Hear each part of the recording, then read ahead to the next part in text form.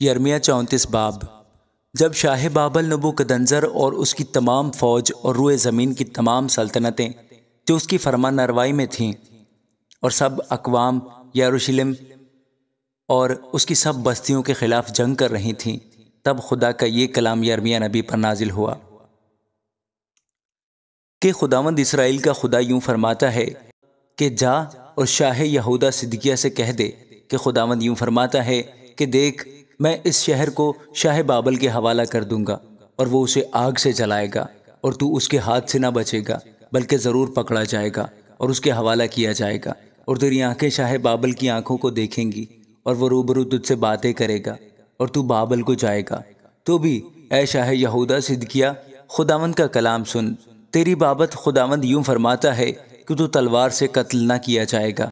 تو امن کی حالت میں مرے گا، اور جس طرح تیرے باپ دادا یعنی تجھ سے پہلے بادشاہوں کے لیے خوشبو جلاتے تھے، اسی طرح تیرے لیے بھی جلائیں گے اور تجھ پر نوحہ کریں گے اور کہیں گے ہائے آقا، کیونکہ میں نے یہ بات کہی ہے،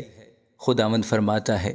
تب یرمیہ نبی نے یہ سب باتیں شاہ یہودا صدقیہ سے یروشلم میں کہیں، جبکہ شاہ بابل کی فوج یروشلم اور یہودا کے شہروں سے جو بچ رہے تھے یعنی لکیس اور عزیکا سے لڑ رہی تھی، کیونکہ یہودا کے شہروں میں سے یہی حسین شہر باقی تھے۔ وہ کلام جو خداوند کی طرف سے یرمیہ پر نازل ہوا جب صدقیہ بادشاہ نے یروشلم کے سب لوگوں سے عہد و پیما کیا کہ آزادی کی منادی کی جائے، کہ ہر ایک اپنے غلام کو اور اپنی لونڈی کو جو عبرانی مرد یا عورت ہو آزاد کر دے، کہ کوئی اپنے یہودی بھائی سے غلامی نہ کرائے۔ اور جب سب عمرہ اور سب لوگوں نے جو اس عہد میں شامل تھے سنا کہ ہر ایک کو لازم ہے کہ اپنے غلام اور اپنی لونڈی کو آزاد کرے اور پھر ان سے غلامی نہ کرائے، تو انہوں نے اطاعت کی اور ان کو آزاد کر دیا۔ پھر اس کے بعد وہ پھر گئے اور ان غلاموں اور لونڈیوں کو جن کو انہوں نے آزاد کر دیا تھا پھر واپس لے آئے اور ان کو تابع کر کے غلام اور لونڈیاں بنا لیا۔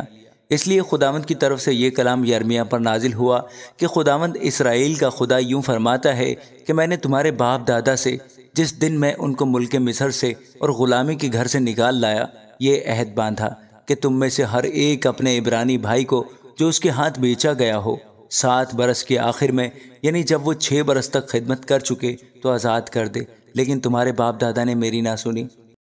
اور کان نہ لگایا، اور آج ہی کے دن تم رجوع لائے اور وہی کیا جو میری نظر میں بھلا ہے،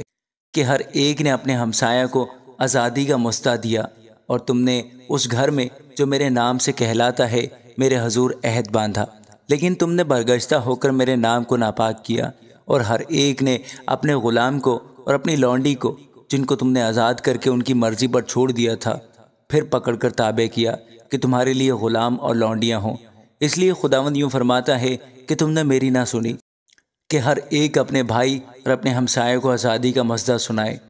دیکھو، خداوند فرماتا ہے، میں تم کو تلوار اور وبا اور کال کے لیے آزادی کا مژدہ دیتا ہوں، اور میں ایسا کروں گا کہ تم روئے زمین کی سب مملکتوں میں دھکے کھاتے پھرو گے، اور میں ان آدمیوں کو جنہوں نے مجھ سے عہد شکنی کی اور اس عہد کی باتیں جو انہوں نے میرے حضور باندھا ہے پوری نہیں کی، جب بچھڑے کو 2 ٹکڑے کیا اور ان 2 ٹکڑوں کے درمیان ہو کر گزرے، یعنی یہودا کے اور یروشلم کے عمرہ اور خواجہ سرا اور کاہن اور ملک کے سب لوگ جو بچھڑے کے ٹکڑوں کے درمیان سے ہو کر گزرے، ہاں میں ان کو ان کے مخالفوں اور جانی دشمنوں کے حوالہ کروں گا، اور ان کی لاشیں ہوائی پرندوں اور زمین کے درندوں کی خوراک ہوں گی، اور میں شاہ یہودا صدقیہ کو اور اس کے عمرہ کو ان کے مخالفوں اور جانی دشمنوں اور شاہ بابل کی فوج کے جو تم کو چھوڑ کر چلی گئی حوالہ کر دوں گا۔ دیکھو، میں حکم کروں گا، خداوند فرماتا ہے، اور ان کو پھر اس شہر کی طرف واپس لاؤں گا، اور وہ اس سے لڑیں گے اور فتح کر کے آگ سے جلائیں گے، اور میں یہودا کے شہروں کو ویران کر دوں گا کہ غیر آباد ہوں۔ آمین۔